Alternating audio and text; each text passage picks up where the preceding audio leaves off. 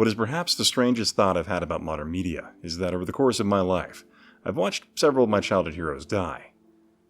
But not only die, but in the process of that death, they become something measurably worse. There are a couple of characters that come to mind when looking into this idea. The first being Han Solo, the lovable rogue character that through the arc of the original Star Wars trilogy becomes someone better and becomes a commanding force for good within the universe. This stems from his introduction as someone who only cares about cash, and then heroically saves Luke during the Death Star run. His character grows throughout the 3 films into something more charismatic and ultimately redeemed of any elements of bad character that may have been shown previously. In the end, defeating the Empire in a great battle and falling in love with Princess Leia, only to have his life ended in the most traumatic way possible. Killed by his estranged son, who he failed to care for, and allowed to fall to the dark side. Ultimately, because he was a failure as a father and a husband, despite Princess Leia still loving him, which, honestly, I'm not going to read any outside source materials on this or any of the books associated with The Force Awakens, because I really just don't care that much. But essentially, in between the original saga and the new films, he returned to being a rogue for some reason, be it either his son falling to the dark side or he just couldn't settle down. It's just really a dumb arc for the character and how it ultimately ended. Which, I'm not sure if his death is a greater look at American generations and how we look at the future, but we can explore this idea a little bit, because why not? It's kind of fun. Anyway, with that, 2 Gen Xers and 1 baby boomer wrote the story. Something that can be said about Gen Xers as a generation is that they are often labeled as more cynical and disaffected, because they, like millennials, experienced a lot of upheavals and insecurities over the course of the last several decades. So with Han's death, we can see a hollow moment played out for how dark it was, not getting that happy ending, and his character almost ending it being unredeemed, with Han kind of redeeming himself in the sense that he allowed his son to murder him so his son could become a full Sith, which, I guess in the long run it seems more like an insurance scam like the movie Falling Down. Let's go! The next person, who is probably the most depressing of the characters I'm going to mention, is Luke Skywalker, an incredibly optimistic person about the future and the people around him. When we dive into the new Luke, we see him in The Last Jedi as a broken man who failed to stop his sister's son from falling to the dark side. Luke, the guy who believed that he could save Darth Vader, the man who murdered children and helped build a weapon of mass genocide, could be saved. But Luke sees a child who had one bad dream and he freaks out and tries to kill him. The failure and fall of Luke is so baffling because it's out of character to what many, like myself, saw growing up. Luke went from being a whiny little boy in the first film to growing into a Jedi who restored balance to the Force by turning Vader and killing the Emperor. Luke isn't given a redeeming physical event. He's only a hollow ghost projected across light years of cold space to save the failed rebellion. The optimism of the future is only held for a moment before Luke ultimately disappears into nothing, with no physical contribution to the story, outside of a brief moment saving the rebellion that turned into next to nothing thanks to the events of the film. It's a sad end to the life of a character that was a defining individual in popular media of my youth.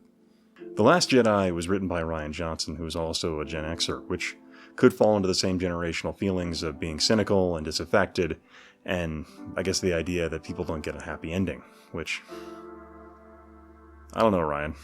Just, really surprised a lot of us, I guess. But I have to mention at least one thing about how J.J. Abrams not only killed Skywalkers across 2 generations, he then had a Palpatine parading around as a self-proclaimed Skywalker at the end. Like a serial killer wearing the skin of their victims. There's been no one for so long. Who are you? Patrick Bateman. The third character I watched die was Jean-Luc Picard. While I can say that the 3rd season of Picard has saved the character for the most part, the damage of Season 1 was pretty traumatic. So this is more a shot at the first season than anything else, as the writing of that season was so unbearably dumb, it might as well have strangled Picard to death in front of the audience. It's, what is this? You have to use your imagination. My imagination? Picard, a character that was so strong and decisive just 2 decades ago in Nemesis, became utterly broken by a few failures later in his life, only for him to die at the end of Season 1 and be brought back to life in a robot body. Which, for me, in that moment of Picard's death, it wasn't that I felt sadness or joy, it was that I felt nothing. In my mind, that's a worse feeling than either of those. For a beloved character that I had watched and enjoyed so much growing up. For this failure in character, I honestly just blame Alex Kurtzman, who was limited in the impact in later seasons that were a dramatic improvement over the first. Still, the damage is kind of done at this point, as the Picard I knew is technically dead. He's just replaced with a robot.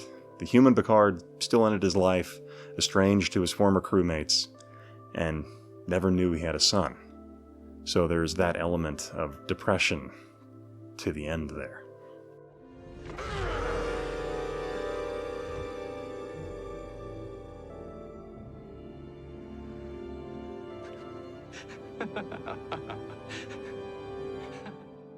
I'll add Blade Runner to this list as well, just because I want to mention that it basically sets up Harrison Ford as a bad parent in more than one cinematic universe. You can also add Indiana Jones to that list because that franchise just doesn't know when to die. And also, Harrison Ford was a terrible father in that universe as well, bringing Harrison Ford's bad dad count to 3 different cinematic universes. Go meet your daughter. I don't care.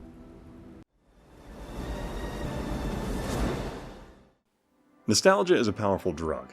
It's a pure form of escapism from our current-day lives. Thinking back to a time when I was young and carefree, watching my heroes battle evil on the family television, I never considered those moments to be formative. Watching Picard defend humanity in a court of law against an omnipotent being, to watching the absolute optimistic views of Luke Skywalker, to thinking that people can be redeemed, and watching Han Solo fight against his own greed and cowardice to do the right thing. It left a mark on my brain and influenced my perception of the world, and I will never not look back positively on that time in my life.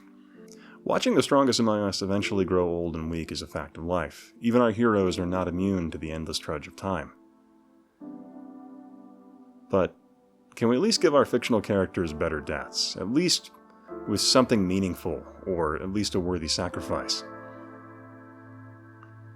I'd tell you to stop killing my childhood heroes, but I'm sad to say, there aren't many left.